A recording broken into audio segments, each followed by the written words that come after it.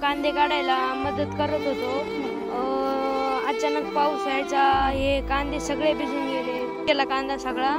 दिवस रात्र पाऊस चालू राहायचा.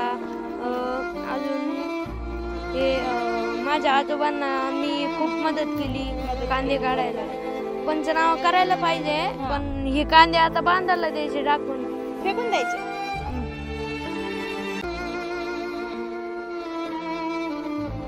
आता आपण दुसऱ्या शेतामध्ये आलेलो आहोत. हे जे शेत दिसतंय आपल्याला ते शेत आहे एकनाथ पाटील धुळगंड यांचं, आणि यांच्याही शेतामध्ये पुन्हा तीच अवस्था, तीच शेतकऱ्याची जी अवस्था आहे, मनाची घालमेल आणि जो भावनिकपणा आहे तोच यांच्याही चेहऱ्यावर दिसून येतोय. त्यांच्याही कांद्याची तीच अवस्था आहे. फरक एवढाच आहे की यांची जे कांदा आहे ते आत्ताच मजुरांनी काढून ठेवलेली आहेत, मात्र तो पूर्णतः भिजून गेलेला कांदा आहे. अगदी छोटासा चिमुकला देखील आपल्या बाबांना मदत करत होता ही कांदे काढणीसाठी.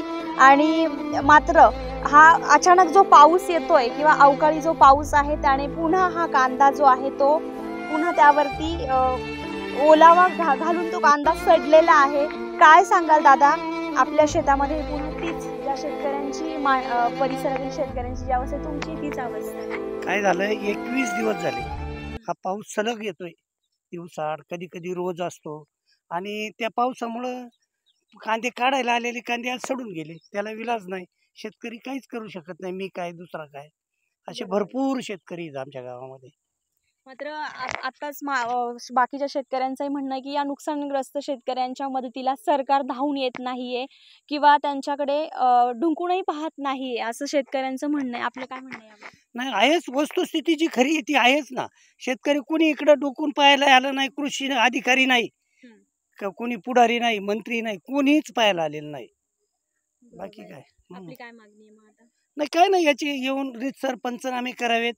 आता आम्ही तर काढून घेतलेले आहेत, काहींचे अजूनही तसेच आहेत. आणि याचे पंचनामे करून आम्हाला काही का होईना काहीतरी थोडंफार अनुदान म्हणा काय असेल त्यांच्या बजेटमध्ये ते त्यांनी द्यावं. बरोबर आहे.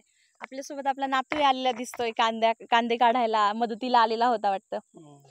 काय आपल्या आता ह्या कांद्याचं काय करणार नेमकं? एवढं सगळं नुकसान झालं आता, मात्र हे काय हे शेतातून बाहेर बांधायला काढून टाकणार, बाकी काय करू शकतो. नक्कीच बरोबर आहे. नैसर्गिक संकटापुढे जाता येत नाही, मात्र सरकारने तरी याकडे लक्ष दिलं पाहिजे. काय सांगशील, तूही आजोबांना कांदा काढायला मदत करत होता काय?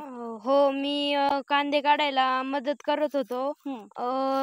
अचानक पाऊस यायचा, हे कांदे सगळे भिजून गेले. पाऊस रात्रीचा यायचा, मग रात्रीचे 2 वाजता तुम्ही उठून यायचे? नाही, कांदे झाकायला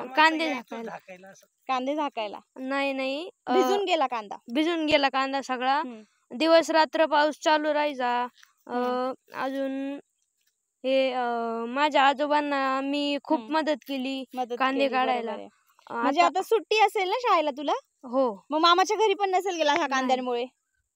का आता कांदा आपला याच्यामध्ये हे होतं, पावसामुळे खराब होतोय म्हणून मदतीला थांबलायस का? हा, मदतीला थांब. मग तुला काय वाटतं, काय मदत केली पाहिजे आता? आता हे कांदे उपटून ठेवले, आता हे पंचनामा करायला पाहिजे, पण हे कांदे आता बांधायला द्यायचे, टाकून फेकून द्यायचे, टाकून द्यायचे.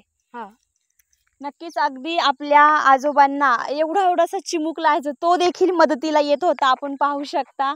आणि काय म्हणजे जो लहान मुलं असतात ते जे आहेत ते सुट्टीमध्ये मामाच्या घरी फिरायला जातात, असं म्हणजे उन्हाळ्याच्या सुट्टी लागलेल्या आहेत आणि मामाच्या घरी फिरायला जायचे त्यांचे दिवस आहे.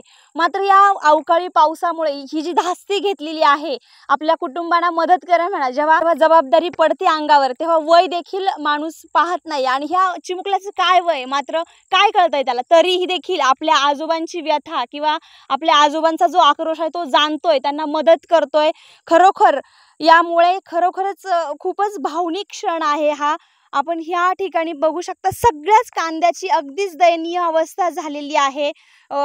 खतासाठी किंवा बियाण्यांसाठी एवढा खर्च केलेला आहे या शेतकऱ्यांनी, किंवा मजूर मिळत नव्हते, मजूर कसे तरी मिळवले, त्याचप्रमाणे मजूर मिळवून त्यांच्यावरती खर्च केलाय. त्यांना रोज द्यायचे म्हणा 400 रुपये रोजाने त्यांनी मजूर मिळवले ते. आणि आता काढणीला आलेला कांदा, हातातोंडाशी आलेला जो घास आहे तो अशा पद्धतीने पाण्यामध्ये सडून गेलेला आहे, पाण्यामध्ये असा वाहू लागलाय.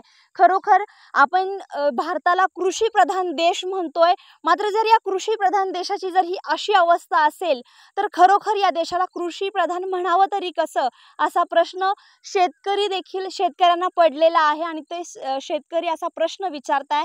त्यामुळे खरोखर आता सरकार यावर काय निर्णय घेतंय किंवा खरोखर या बातम्या बघून किंवा या बातमीची दखल घेऊन सरकार या शेतकऱ्यांच्या शेतामध्ये पाऊल ठेवतं का, स्थानिक प्रशासन या ठिकाणी येऊन पंचनामे करून त्यांना नुकसान भरपाई मिळवून देतं का, हे पाहणं आता महत्त्वाचं ठरणार आहोत.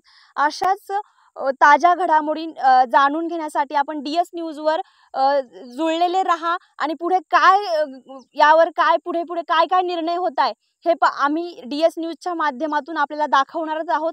त्यामुळे तुम्ही DS न्यूजवर या सर्व घडामोडी पाहत राहा. पुढे काय निर्णय होतोय हे पुन्हा आम्ही आढावा घेऊन आपल्याला DS न्यूजच्या माध्यमातून दाखवणारच आहोत. तोपर्यंत धन्यवाद.